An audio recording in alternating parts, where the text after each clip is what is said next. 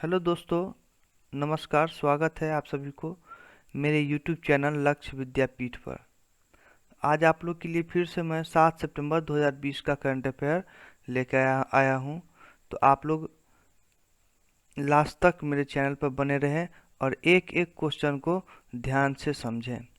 तो चलिए स्टार्ट करते हैं। आज का पहला क्वेश्चन है, किसने घोषणा की कि केंद्र 13 नदियों के कायाकल्प के लिए काम कर रहा है? तो इसका राइट ऑप्शन होगा प्रकाश जावड़ेकर जी।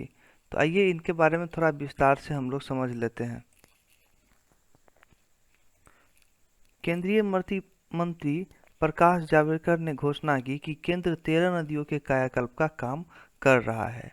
मंत्री ने कावेरी कॉलिंग के उत्सव के अवसर पर यह घोषणा की।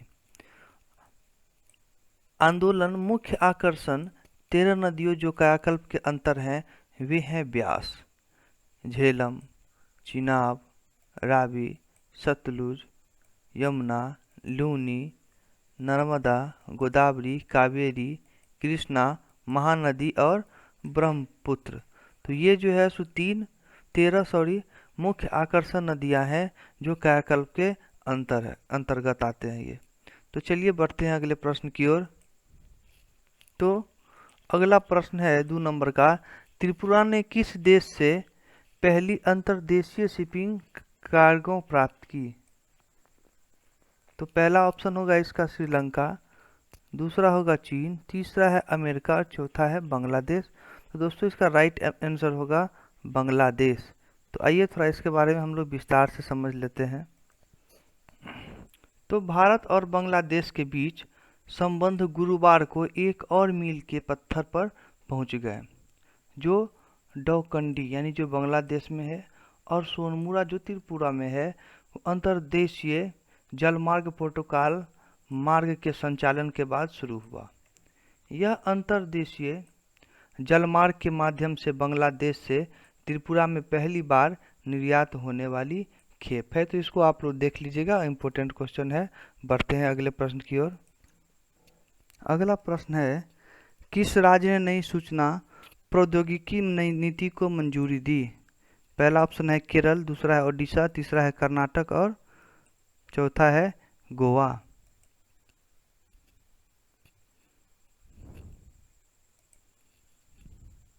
कर्नाटक इसका राइट ऑप्शन होगा। तो आइए बढ़ते हैं, थोड़ा समझते हैं इसको विस्तार से। तो 3 सितंबर 2020 को कर्नाटक कैबिनेट ने एक नई सूचना प्रौद्योगिकी नीति 2020 को मंजूरी दी। नीति 1 ट्रिलियन अमेरिकी डॉलर ने अपने लक्ष्य को प्राप्त करने में राज्य को अपना योगदान बढ़ाने में मदद करेगी। साथ ही नीति से राज्य को 6 मिलियन रोजगार सृजित करने में मदद मिलेगी। नीति को 2020 और 2025 के बीच निष्पादित किया जाना है। तो देख लीजिएगा, थोड़ा विस्तार से बता दिए हैं, लिख दिए हैं इनको।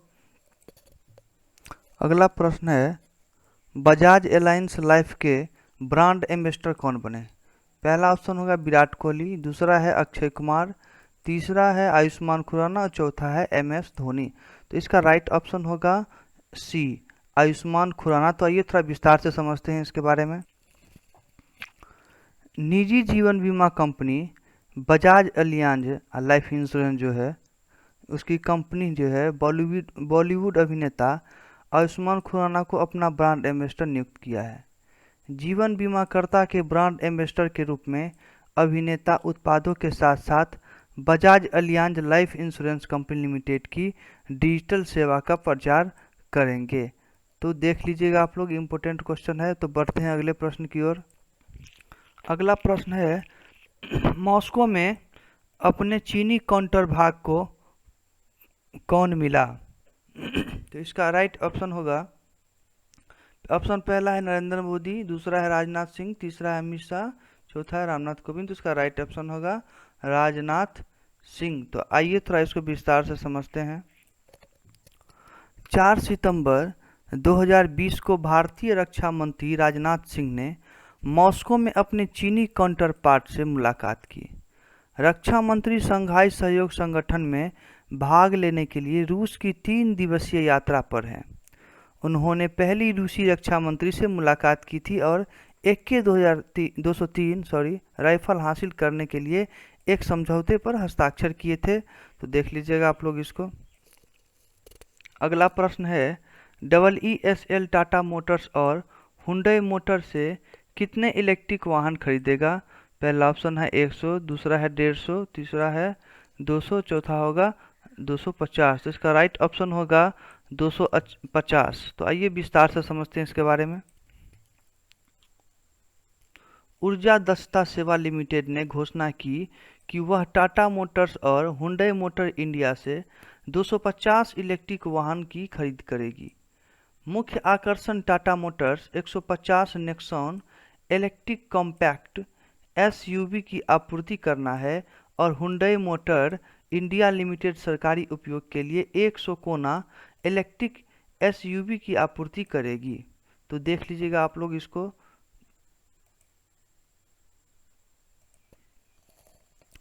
अगला प्रश्न है, किस देश ने हाल ही में चीनी सैन्य शक्ति पर एक वार्षिक रिपोर्ट प्रकाशित की? तो इसका पहला ऑप्शन है भारत, दूसरा है रूस, तीसरा है अमेरिका और चौथा है संयुक्त अरब अमीरात। इसका राइट ऑप्शन होगा अमेरिका।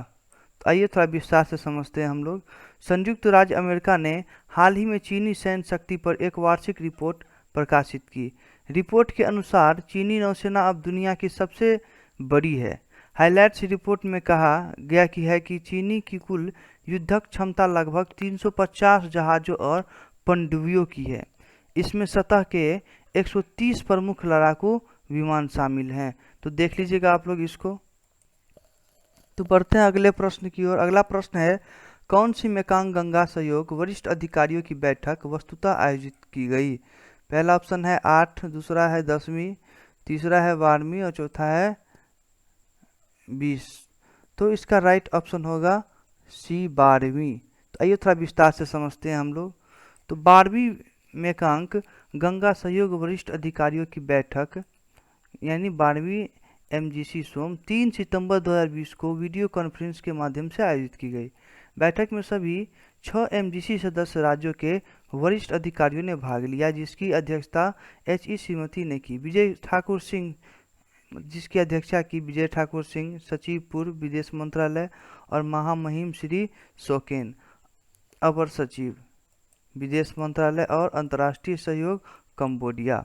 तो इसको थोड़ा ढंग से पढ़ लीजिएगा आप लोग, इसको समझ लीजिएगा, बहुत ही ज़्यादा इम्पोर्टेंट है।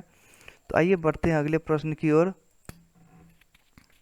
अगला प्रश्न है, नई किताब the little book of green new days किसने लॉन्च की?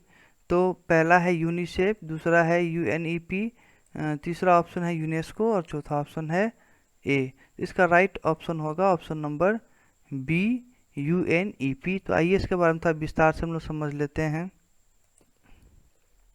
एक नया प्रकाशन संयुक्त राष्ट्र पर्यावरण कार्यक्रम UNEP द्वारा little book of green new days launch किया गया है।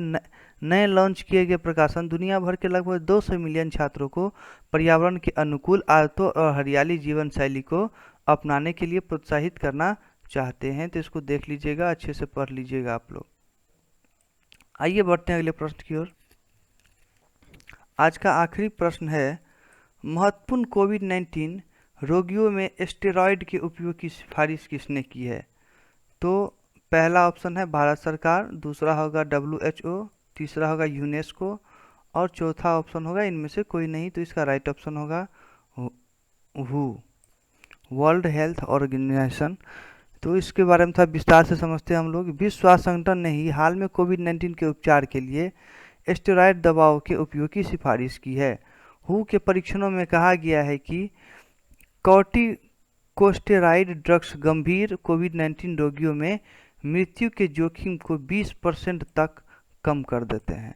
हेडलाइट्स 7 अंतर्राष्ट्रीय परीक्षणों के विश्लेषण में पाया गया कि कॉर्टिकोस्टेरॉइड ड्रग्स ने गंभीर कोविड-19 रोगियों में मृत्यु के जोखिम को कम कर दिया है। तो आप लोग देख लीजिएगा इसको, बहुत ज़्यादा इम्पोर्टेंट है, ये भी कोविड-19 के बारे में दिया गया है। तो आज का आखिरी प्रश्न था ये।